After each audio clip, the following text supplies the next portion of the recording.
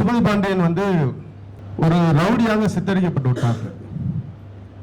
ஆனால் தூத்துக்குடியை விட்டு அவர் வெளியில நகர்த்தினது வந்து இந்திய உளவுப் பிரிவு.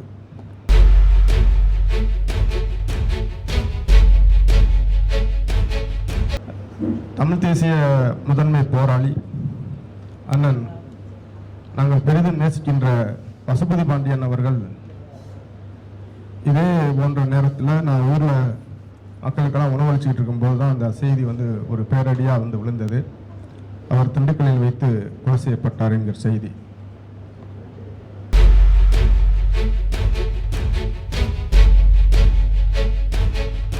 அதன் பிறகு பெரும்பாலும் நான் அதை பிறந்த நாளை பெருசாக கொண்டாடுறது இல்லை.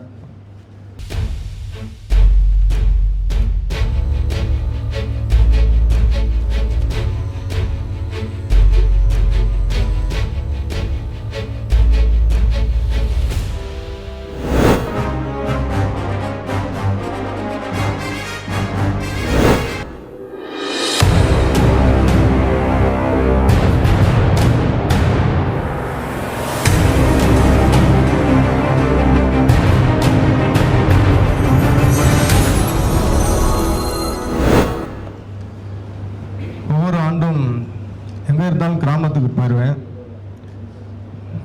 அன்னைக்கு சூழலில் காசு இருந்துச்சுன்னா எல்லாருக்கும் உணவு, இல்லைன்னா ஒரு பாயாசமாவது கொடுப்பேன்.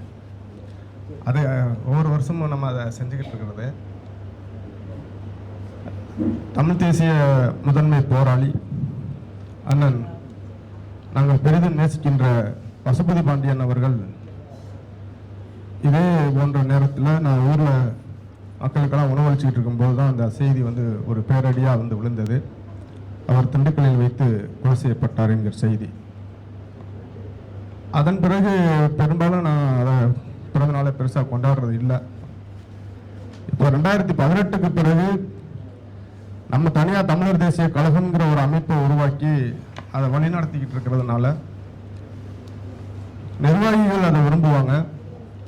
அதையும் கூட நேரடியாக கொரோனா காலம் உள்பட ஜனவரி 10 அங்கே நினைவுறதுக்கு போயிட்டு திரும்ப வருகின்ற பொழுது ஏதாவது ஒரு இடத்துல எளிமையாக அதை செய்வோம். இன்னைக்கு தோழர் தமிழ் முதல்வன் அவர்கள் இந்த நிகழ்ச்சி இருக்கு, நீங்க அதில் வந்து பேசணும் அப்படின்னு சொன்னாரு. அண்ணனுடைய அரசியல் வாழ்க்கையில ஈழ போராட்டம் சம்பந்தமாக மிக முக்கியமான விஷயங்கள்லாம் இருந்தது. தலைவரை நேசித்தார், விடுதலைக்காக நிறைய உதவினார். அந்த அடிப்படையில் சரி இன்னைக்கு அங்கே நம்ம போனால் இந்த நிகழ்ச்சிக்கு வர முடியாது அப்படிங்கிறதுனால இந்த முறை மட்டும்தான் நான் அங்கே நினைவிடத்துக்கு நேரடியாக போகலை, இங்கே வந்தாச்சு. இதை ஏன் அவரை நினைவுபடுத்துறேன் அப்படின்னு சொன்னாக்கா, பசுபதி பாண்டியன் வந்து ஒரு ரவுடியாக சித்தரிக்கப்பட்டு விட்டாங்க. ஆனால் தூத்துக்குடியை விட்டு அவர் வெளியில நகர்த்தினது வந்து இந்திய உளவுப் பிரிவு.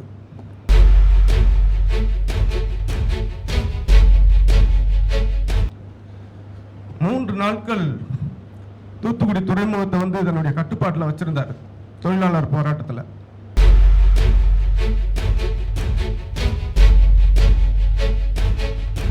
எந்த அரசாங்கமும் எந்த ஆளுங்கட்சிக்காரனும் எவனுமே கிட்ட நெருங்க முடியல. அன்னைக்கு தான் வந்து பசுபதி பாண்டியன் தூத்துக்குடியில் இருக்கக்கூடாதுன்னு இந்திய உளவுப் பிரிவு முடிவு பண்ணிச்சு. ஒரு தமிழீழ விடுதலை போராட்டத்தை, பிரபாகரனை நேசிக்கக்கூடிய அந்த இயக்கத்திற்கு உதவக்கூடிய ஒருவனுடைய கட்டுப்பாட்டில் இந்த துறைமுகம் இருப்பது மிகப்பெரிய ஆபத்து என்று உணர்ந்தார்கள். பல பேருக்கு இந்த செய்தி தெரியாது.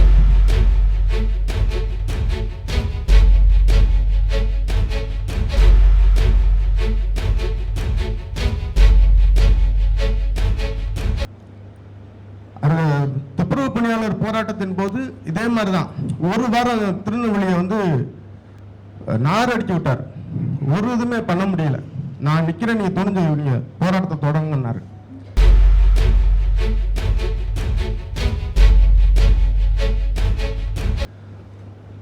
ஆனா இந்த தூத்துக்குடி விட்டு அவர் நகர்த்தணும்ன்ற முடிவு தூத்துக்குடி துறைமுகம் ஒட்டுமொத்தமா கடினமாக ஒரு 3 நாள் எதுவுமே செய்ய முடியாத அளவுக்கு அவர் முடக்கி வைத்ததுனால தான் இப்படிப்பட்ட ஒருத்தர் இந்த துறைமுக பகுதியில் இங்கே இருந்தால் அது வந்து இந்திய இறையாண்மைக்கு ஆபத்து. தமிழீழ விடுதலை புலிகளுக்கு அவர்கள் மிக அதிகமாக உதவி செய்வார்கள். இதை நம்ம வந்து நம்ம காலி செய்யணும் அப்படின்னு சொன்னாக்கா அவரை தூத்துக்குடியை விட்டு அப்புறப்படுத்தணும். அப்போ என்ன பண்ணினாங்கனாக்கா அங்கே உள்ள மீனவர்கள் ஏற்கனவே உப்பள பிரச்சனையில் பசுபதியண்ணனுக்கும் நாடார் சமூகத்தை சேர்ந்தவங்களுக்கும் ஒரு மோதல் உருவாயிருச்சு. ரெண்டாவது என்ன செஞ்சாங்கன்னா அங்க இருக்கக்கூடிய மீனவ மக்களுக்கும் இவருக்குமான ஒரு முரண்பாட்டை காவல்துறை உளவுத்துறை உருவாக்கியது.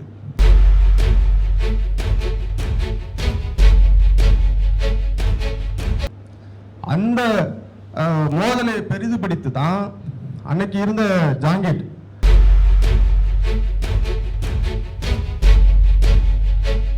அவர் தான் வந்து பசுபதி பாண்டியன் சொல்றார், உங்களுக்கு ஏற்கனவே இருந்த ஒரு சமூகம் எதிராக மாறிடுச்சு.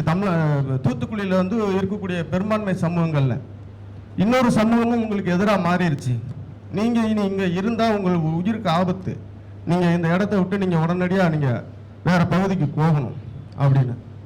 அதன் பிறகுதான் அவர் கடைசி வரைக்கும் அப்படி ஏதாவது நடந்தா கூட நான் இந்த மண்ணிலேயே என்னுடைய சொந்த மண்ணிலேயே நான் சாகுறேன், நான் எங்கள் வெளியிலலாம் போக முடியாதுன்னு சொல்லி தான் ஒரு ஏறத்தாழ ஒரு 2 ஆண்டுகளுக்கு மேலே காவல்துறை பலமுறை வலியுறுத்திய பிறகும் கூட அவர் அதை விட்டு போக மனசில்லை அவருக்கு. கடைசியாக வேற வழியே இல்லாமல் ஒரு அரை மனதோட தான் தூத்துக்குடி மண்ணை விட்டு போனார். அதே மாதிரி நடந்துருச்சு. இப்போ என்னன்னாக்கா தமிழீழ விடுதலை போராட்டம் வந்து பல இந்த படத்தில் நிறையா காட்சிகளை பார்க்கும்போது நமக்கு நிறையா நம்மளோட வந்து தொட்டு உறவாடிட்டே போகுது. நான் சட்டக்கல்லூரி மாணவராக இருக்கும்போது இங்கே இருக்கிற பெரும்பாலானவங்க எனக்கு நல்லா நெருக்கமானவங்க தான். சட்டக்கல்லூரி மாணவராக இருக்கும்போது மாணவர் போராட்டத்தை ரொம்ப தீவிரமாக நடத்துவேன்.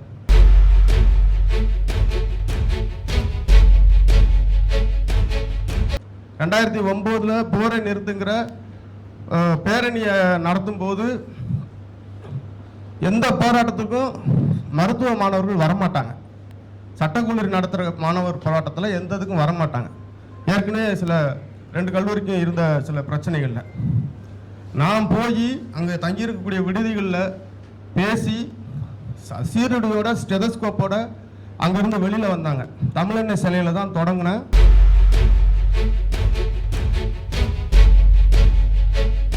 இந்த தலைமை தபால் நிலையத்தில் தான் அந்த போராட்டத்தை முடித்தோம்.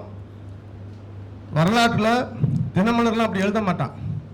4 மணி நேரம் மதுரை ஸ்தம்பிச்சதுன்னு எழுதிருந்தான் அட்டைப்படத்திலேயே.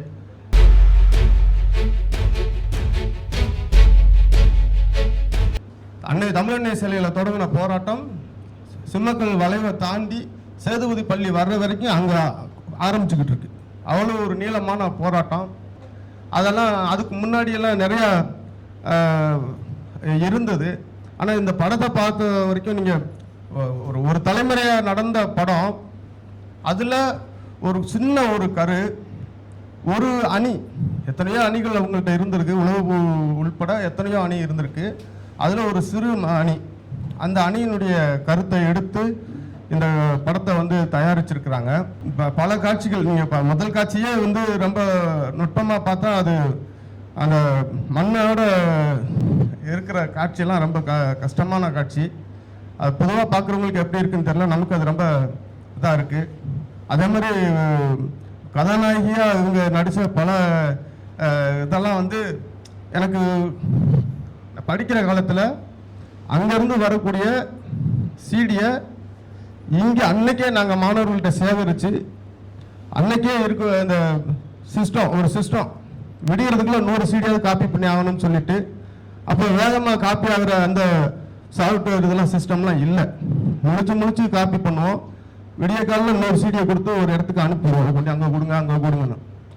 அப்படியெல்லாம் இது பண்ணும்போது அதில் நிறையா காட்சிகள் நம்ம திருப்பி பார்ப்போம். அதில் உள்ள பெண் போராளி அவங்களெல்லாம் முகம் எனக்கு இப்போவும் அது வந்து போகும். இவங்க அந்த இதில் காட்சியில் நடிக்கும்போது எனக்கு பல போராளிகளுடைய காட்சிகள் அப்படியே வந்து போச்சு. அது படம் நான் இன்னும் முழுசாக பார்க்கல, ஒரு 1.25 மணி நேரம் தான் பார்த்தேன். அப்புறம் சரி இன்னைக்கு தான் பார்த்தேன், அதுவும் சரி அப்புறமா பார்த்துக்குறோம் மீதியா அப்படின்னு சொல்லிட்டு வந்துட்டேன். அது மாதிரி நிறையா அவர் கருணாசனை வந்து அவன் மகனை வந்து டேய் தலையை குனிஞ்சிடாதடா, எப்படி நம்ம சாக போகிறோம் சுற்றுவான், நிமிந்து பாருன்னு சொல்லி அப்படியே அந்த நிமிர்றது இருக்குல்ல, அது நிறைய பேர் சில காட்சிகள் எல்லாம் சொல்லிட்டாங்க. இருந்தாலும் அது ஒவ்வொரு காட்சி சில வசனம் ரொம்ப எளிமையான வசனம் தான், எளிமையான வசனம், ஆனாலும் ரொம்ப அடர்த்தியான வசனங்கள் அதில் வச்சுருக்கீங்க. நிறையா வந்து அந்த பகுதி முழுக்க வந்து ஈழப்பகுதியை அப்படியே காமிக்கும். அந்த இதை வந்து ஷூட்டிங்காக நீங்கள் தேர்ந்தெடுத்த நிலங்கள் இருக்கு இல்லையா, அந்த நிலம் உள்பட நம்ம அந்த இங்கே தான் நம்ம போயிட்டு வந்திருப்போமோ, இந்த இடத்துல தான் நம்ம பண்ணியிருப்போமோ அப்படின்ற சில விஷயங்கள்லாம் காமிக்கும். அதனால் இந்த படம் வந்து ஏன் வந்து நம்ம என்ன நினைக்கிறோம்னாக்கா, அந்த திரையரங்க நடத்தக்கூடிய அந்த மல்டி காம்ப்ளெக்ஸ் இதெல்லாம் நடத்தக்கூடிய சினிமா நிறுவனம் வந்து ஒரு வட இந்திய நிறுவனம், அதனால் இந்த படத்தை ஓட விட மாட்டேங்கிறாங்க, அல்ல தியேட்டர் கொடுக்க மாட்டேங்கிறாங்க அப்படின்னு நம்ம நினைக்கிறோம். எனக்கு என்னமோ அந்த காரணத்தினால இதை வந்து ஓட விடாமல் தடுத்திருக்காங்க அப்படின்னு நான் நம்பலை. இந்த படம் இன்றைக்கு தமிழ்நாட்டில் ஆட்சி அதிகாரத்தில் இருக்கக்கூடியவர்களுக்கு வேறு நேரடியாக அரசியலாக வந்து தாக்கத்தை ஏற்படுத்தாவிட்டாலும் உணர்வு பூர்வமாக இது ஒரு பெரிய தாக்கத்தை ஏற்படுத்தும். அதனால தான் இதை கொல்லைப்புற வழியாக வேறு என்ன நேரடியாக இதை வந்து தடுக்கும்போது தமிழர்கள்ட்ட இருக்கக்கூடிய அந்த உணர்வு நிலை, கொதிநிலை இன்னும் மேலே மேலே அதிகமாகுங்கிறதுனால அது வேறு வழியில் வந்து இந்த திரைப்படத்தை வந்து ஓட விடாமல் அல்லது திரைக்கூடங்களை கொடுக்க விடாமல் திரையரங்கங்களை தடுக்கிறாங்க. இந்த நம்ம வந்து இதை மக்கள் இயக்கமாகவே அதை வந்து நிறைய இயக்கம் சார்ந்து தமிழர் இயக்கம் சார்ந்து இயங்கக்கூடிய நாம் எடுத்துகிட்டு போகணும். எனக்கு அவர் அண்ணன் சொன்ன உடனே நானே முடிவு பண்ணேன், உங்கள் படக்குழுவினர்கிட்ட தேதியை வாங்கி நாம் ஒரு இடத்துல பல இடங்களில் நடத்தணும், இருந்தாலும் நம்ம ஏதேனும் ஒரு இடத்துலையாவது அதை நடத்தணும், அதை பரப்புரையாக கொண்டு போகணும் அப்படின்னு நான் முடிவு செஞ்சேன். அதை நான் பிறகு தொடர்பு கொண்டுட்டு அது விருதுநகர் மாவட்டமோ அல்லது பரமக்குடி ராமநாதபுரம் மாவட்டமோ தேனி மாவட்டமோ நம்ம எடுத்துக்கிடுவோம். ஏன்னா மதுரையில் நடத்தியிருக்கிறார் அண்ணன். அதுமாதிரி ராமநாதகுமார் அண்ணெல்லாம் பரமக்குடியாரி நமக்கு நிறைய அடிக்கடி நாங்கள் சந்திக்கக்கூடியவர் எல்லா கருத்தரங்கங்களையும். அவர் வந்து இதில் முதலீடு செஞ்சுருக்கிறாரு அப்படின்னு சொல்லும்போது பொதுவாக வந்து ஒரு இதில் முதலீடு செய்கிறாங்க அப்படின்னாலே ₹1 போட்டால் 10 ரூபாயாவது நமக்கு கிடைக்குமான்னு பார்ப்பான். ஆனால் இந்த மாதிரியான படத்துக்கு முதலீடு போட்டால் கைக்கு வருமா வராதாங்கிறது எந்த உத்தரவாதமும் இல்லை. அதையெல்லாம் நன்கு தெரிந்தே அவர் வந்து முதலீடு செஞ்சுருக்கிறாரு அப்படின்னு சொல்லும்போது உள்ளபடியே எனக்கு ஒரு மேலே உள்ள மரியாதை பல மடங்கு எனக்கு அதிகரிச்சிருச்சு. அதே மாதிரி கருணாசனை பொறுத்த வரைக்கும் அவருடைய அரசியல் பிம்பம் வேற ஒன்றா இருக்கு. ஒரு குறிப்பிட்ட ஆண்டுகளுக்கு முன்னாடி அவர் பேசின சில காட்சிகள்லாம் ரொம்ப வைரலாச்சு. நாங்கள் காலையில் எழுந்திரிச்சு முகங்கள் வருது, நாங்கள் சாராயத்தில் வேண்டா கழுவுன்னு சொல்லி அது ரொம்ப ஒரு நெகட்டிவான ஒரு விஷயம் நிறையா பரவுச்சு.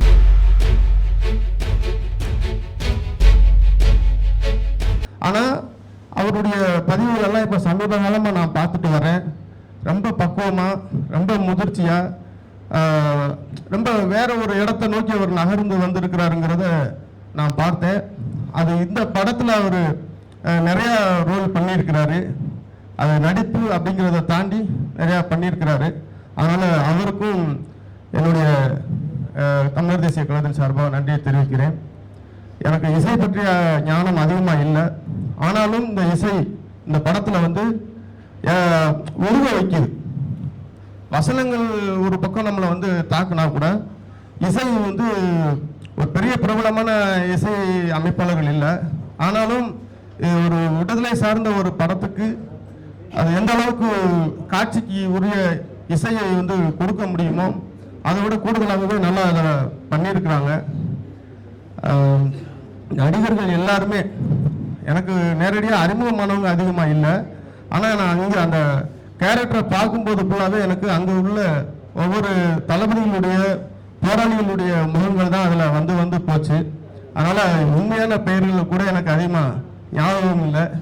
திரைப்படத்தில் தயாரிப்பாளர்லேருந்து இசையிலிருந்து காட்சி பதிவு ரொம்ப முக்கியம்.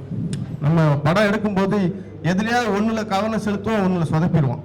இதில் காட்சி, இசை, நடிப்பு, வசனம் எல்லாமே வந்து ஒரு முழுமையான ஒன்று. எதுலேயும் குறை இருக்கிறது மாதிரி எனக்கு தெரியல. இந்த படத்தை வந்து நாம் நிறைய நம்ம அரசியல் பொதுக்கூட்டம் மேடைகள்லாம் போட்டு பேசி ஊட்டக்கூடிய அந்த உணர்வை விட இந்த திரைப்படம் தமிழர்கள் மத்தியில் பன்மடங்கு தமிழின உணர்வை ஊட்டும். இன்னைக்கு இருக்கக்கூடிய இந்த அரசியல், சமகால அரசியல்ல திராவிட இயக்கங்கள், கட்சிகள் ரொம்ப வெளிப்படையாக தமிழர்களோடு மோதுவதற்கு தயாராகி விட்டார்கள்.